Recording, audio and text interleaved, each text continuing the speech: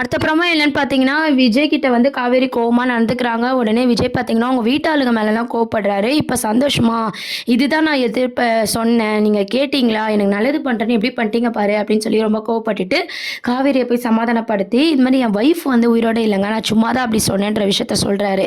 இத கேட்ட காவேரி வந்து ரொம்பவே எமோஷனல் ஆயிடுறாங்க. அம்முவ நெனச்சும், விஜய நெனச்சும் ரொம்பவே ஃபீல் பண்ணிட்டு இருக்காங்க. அது இருந்தாலும் பார்த்தீங்கன்னா, இந்த கல்யாணத்த பத்திலாம் இதுக்கப்புறம் பேசிக்கிட்டு என் வீட்டாண்ட வந்துராதீங்கன்னு சொல்லி, காவேரி கரெக்ட்டா பேசிட்டாங்கன்ட்டு போயிடுறாங்க. அத நினைச்சு விஜய் பார்த்தீங்கன்னா, காவேரி இன்னும் கொஞ்சம் கூட மாறல.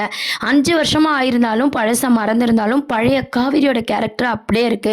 ஸோ காவேரி இன்னும் மாறவே இல்ல. என் காவேரி அப்படியே இருக்கான்ற சந்தோஷத்துல வந்து விஜய் வந்து இருக்காரு. அதுக்கப்புறம் தாத்தா கிட்ட போய் வந்து இப்ப எல்லாரும் நிம்மதியா இருங்க அப்படின்ற மாரி கோவமா பேசிட்டு அங்க வந்து போயிட்டாரு. போனவர் பார்த்தீங்கன்னா, அந்த ஃபோன்ல வந்து காவேரி கூட எடுத்த ஃபோட்டோஸ்லாம் வந்து பார்த்து ரொம்பவே ஃபீல் பண்ணிட்டு இருக்காங்க. இந்த சைட் பார்த்தீங்கன்னா, காவேரியும் வந்து நம்ம கோவமா பேசிட்டு வந்துட்டோமே, பாவம் அந்த குழந்தைக்கு வேற அம்மா இல்ல.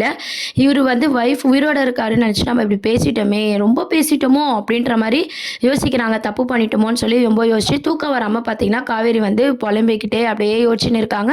சாரதாம்மா தூங்கலையான்னு கேட்டதுக்கும், "நீ போய் படுமா" அப்படின்ற மாரி சமாளிச்சு தூக்கம் வராம தவிச்சிட்டு இருக்காங்க. இந்த சைட் விஜயும் பார்த்தீங்கன்னா, தூக்கம் வராம காவேரி எப்படிலாம் சமாதானப்படுத்தணும் அப்படின்னு சொல்லிட்டு, காவேரிக்கு ஒரு வாய்ஸ் மெசேஜ் பண்றாரு. அந்த வாய்ஸ் மெசேஜ வந்து நம்ம காவேரி கேட்டு ரொம்பவே சந்தோஷப்படுறாங்க.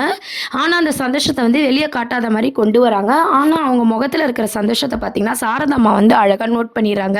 நோட் பண்ணிட்டு சாரதாம்மா ரொம்பவே சந்தோஷப்படுறாங்க. எப்படியோ விஜயும், காவேரியும் சேர்ந்தா போதும் அப்படின்ற மாரி சாரதா, கங்கா, யமுனா எல்லாருமே யோசிக்கிறாங்க. அவங்க மட்டும் இல்ல, ஃபேன்ஸ் எல்லாரோட எதிர்பார்ப்பும் அதுவா இருக்கு. இப்ப அடுத்த ட்ராக் பார்த்தீங்கன்னா, விஜயோட வைஃப் இல்லன்ற உண்மை வந்து காவேரி தெரிஞ்சதுனால, விஜய லவ் பண்றதுக்கு நெறைய சான்சஸ் இருக்கு. அடுத்து லவ் ட்ராக் தான் கொண்டு வர போறாங்க. இத வந்து அடுத்த அப்கமிங் ப்ரோமோவா இருக்கு. இத பத்தி நீங்க என்ன நெனைக்கிறீங்க அப்படின்றத கீழ கமெண்ட் செக்ஷன் சொல்லி சேனல மறக்காம சப்ஸ்கிரைப் பண்ணுங்க ஃப்ரெண்ட்ஸ். Thank you.